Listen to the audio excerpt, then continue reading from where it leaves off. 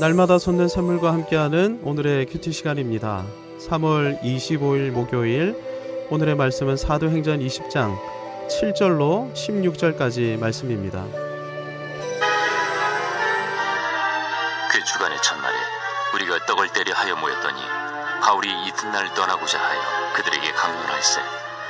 말을 밤중까지 계속하며 우리가 모인 윗다락에 등불을 많이 켰는데 유두구라 하는 청년이 창에 걸터 앉아있다가 깊이 졸더니 바울이 강론하기를 더 오래 하며 졸음을 이기지 못하여 3층에서 떨어지거늘 일으켜보니 죽었는지라. 바울이 내려가서 그 위에 엎드려 그 몸을 안고 말하되 떠들지 말라. 생명이 그에게 있다. 하고 올라가 떡을 떼어 먹고 오랫동안 곧 날이 새기까지 이야기하고 떠나니라. 사람들이 살아난 청년을 데리고 가서 적지 않게 위로를 받았더라. 우리는 앞서 배를 타고 아소에서 바울을 태우려고 그리로 가니 이는 바울이 걸어서 가고자 하여 그렇게 정하여 준 것이라. 바울이 아소에서 우리를 만나니 우리가 배에 태우고 미둘레네로 가서 거기서 떠나 이튿날 기우 앞에 오고 그 이튿날 사모에 들르고 또 그 다음날 밀레도에 이르니라. 바울이 아시아에서 지체하지 않기 위하여 에베소를 지나 배 타고 가기로 작정하였으니 이는 될 수 있는 대로 오순절 안에 예루살렘에 이르려고 급히 가미러라. 본문의 배경이 드로아인데요. 드로아를 기억하실 것입니다. 건너와서 우리를 도우라. 마게도냐인의 환상을 보았던 것이 드로아, 트로이이죠. 환상을 통해 말씀하신 성령님의 부르심에 순종하면서 유럽 선교의 문이 열리기 시작했습니다. 이 문을 통과해 나간 결과 바울 일행은 빌립보, 데살로니가, 베레아, 마게도냐 지역뿐 아니라 아덴, 고린도, 겐그레아를 포함하는 아가야에 복음을 증거했습니다. 이 사역의 결과 설립된 교회가 빌립보 교회, 데살로니가 교회, 고린도 교회 등인데요. 사도행전 20장의 큰 문맥이 3차 전도 여행입니다. 3차 전도 여행 당시 바울은 집중 사역을 했었죠. 에베소에서 두란노 서원을 설립해서 이 두란노 서원을 중심으로 사역하면서 목회자들을 대거 양성했는데 이 전략은 바울에게 있어서 완전히 새로운 선교 전략이었습니다.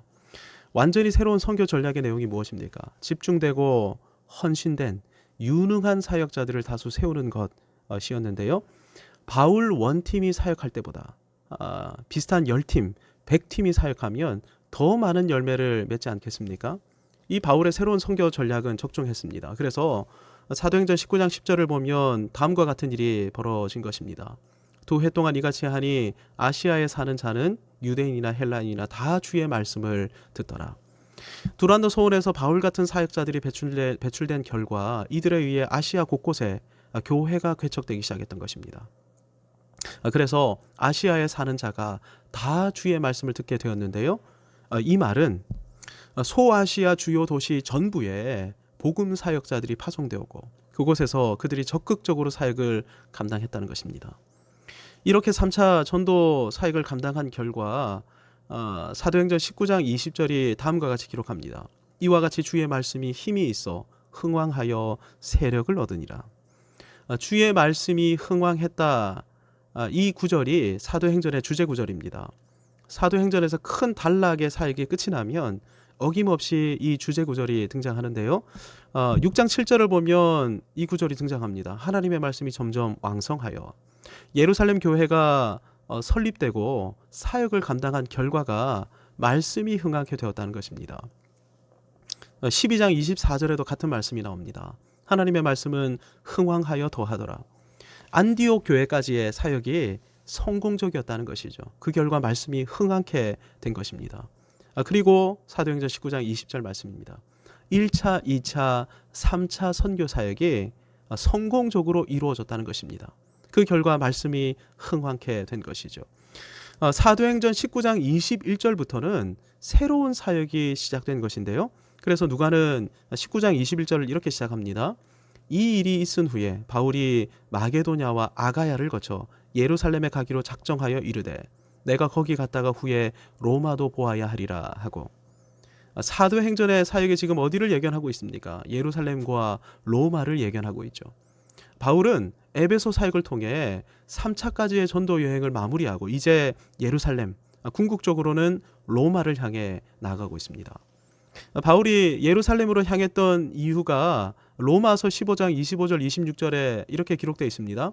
그러나 이제는 내가 성도를 섬기는 일로 예루살렘에 가노니 이는 마게도냐와 아가야 사람들이 예루살렘 성도 중 가난한 자들을 위하여 기쁘게 얼마를 연보하였습니다.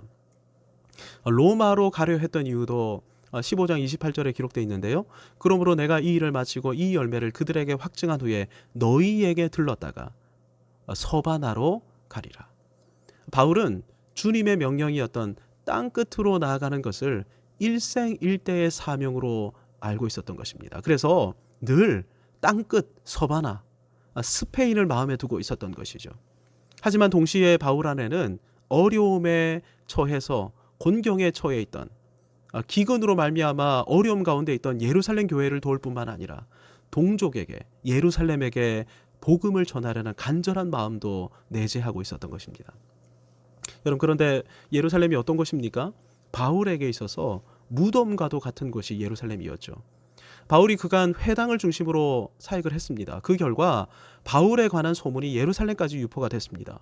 왜냐하면 디아스포라 유대인들이 3대 절기를 지키려고 늘 예루살렘까지 왕래했기 때문입니다. 이 회당에 있던 바울의 사역을 보고 들었던 사람들에 의해서 예루살렘의 바울의 사역이 전달되었던 것이죠. 그러니 바울에 관해 잘 알지 못했던 흩어져 있던 유대인들, 디아스포라 유대인들도 예루살렘에 들러서 이 배교자 바울에 관한 소식을 접했던 것입니다. 그 결과 2차, 3차 전도 여행을 보면 특별히 데살로니가에서 보면 디아스포라 유대인들이 바울을 크게 대적하는 모습이 등장하죠. 이 사람들이 어떻게 합니까? 심지어 베레아까지 따라와서 바울 일행을 크게 대적하고 회방을 했습니다. 여러분, 이런 상태에서 바울이 예루살렘까지 가면 어떤 일이 벌어지겠습니까?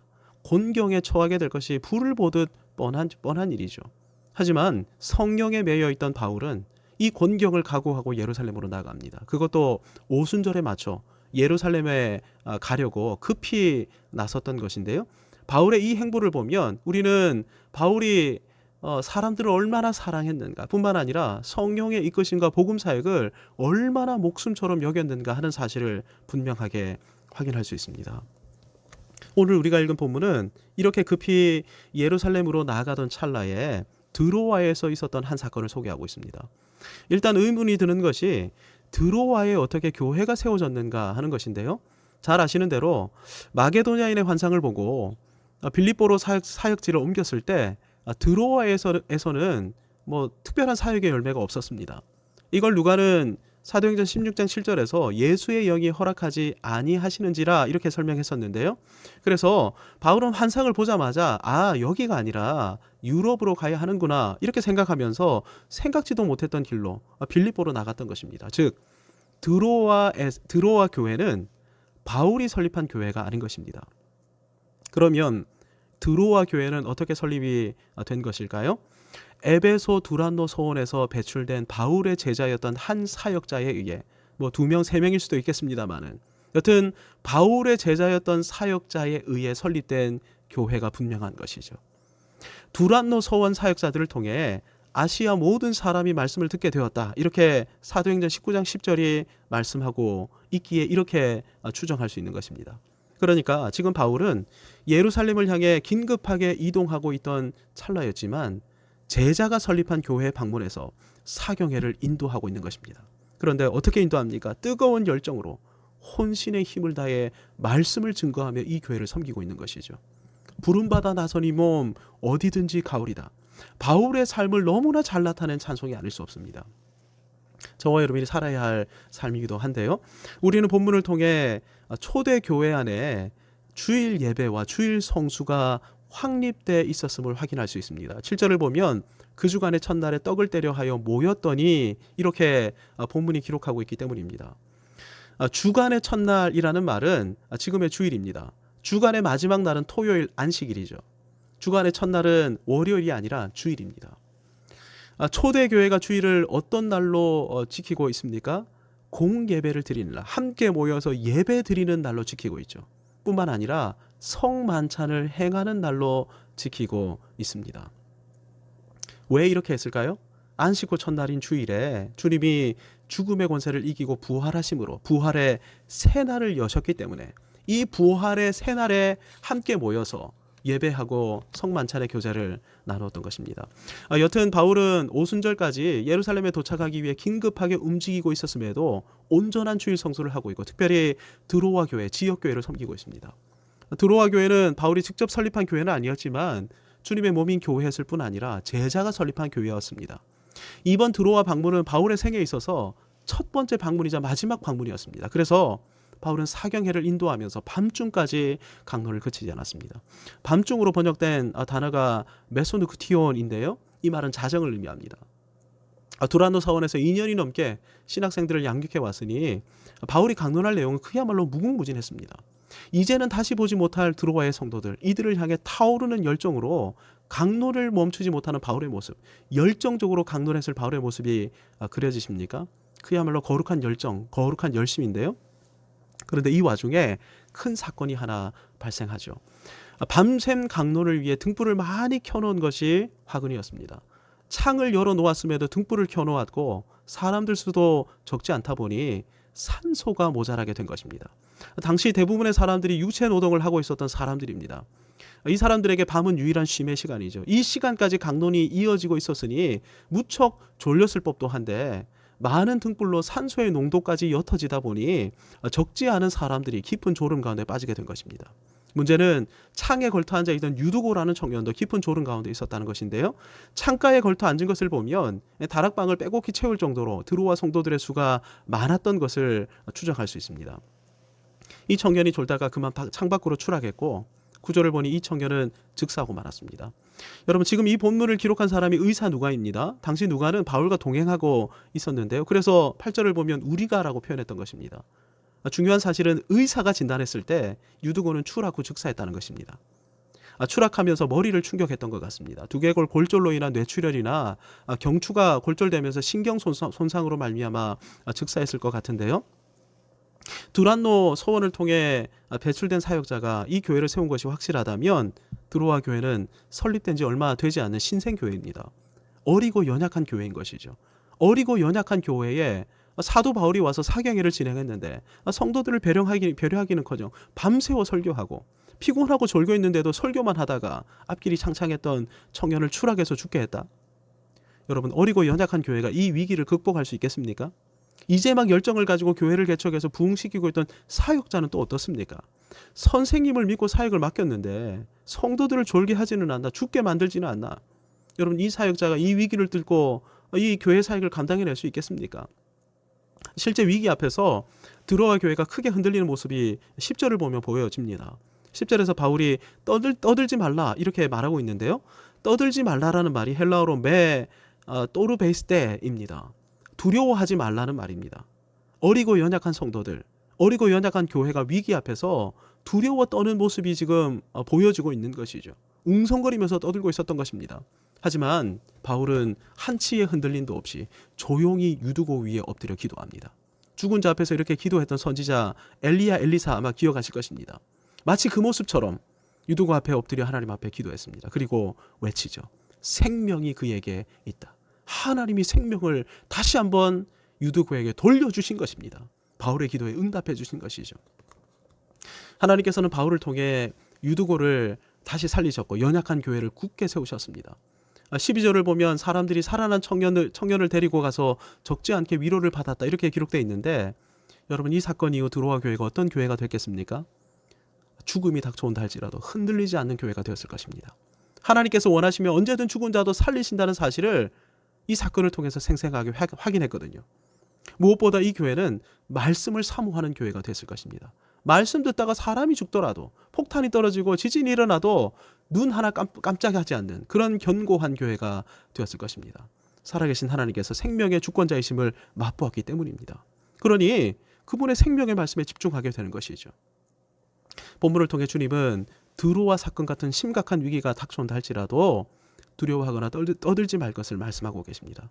코로나19 앞에서도 교회는 흔들리지 말아야 하고 두려워 떠드는 사람이 있다면 그들에게 생명의 말씀, 소망의 말씀을 증거할 줄 알아야 한다는 것입니다.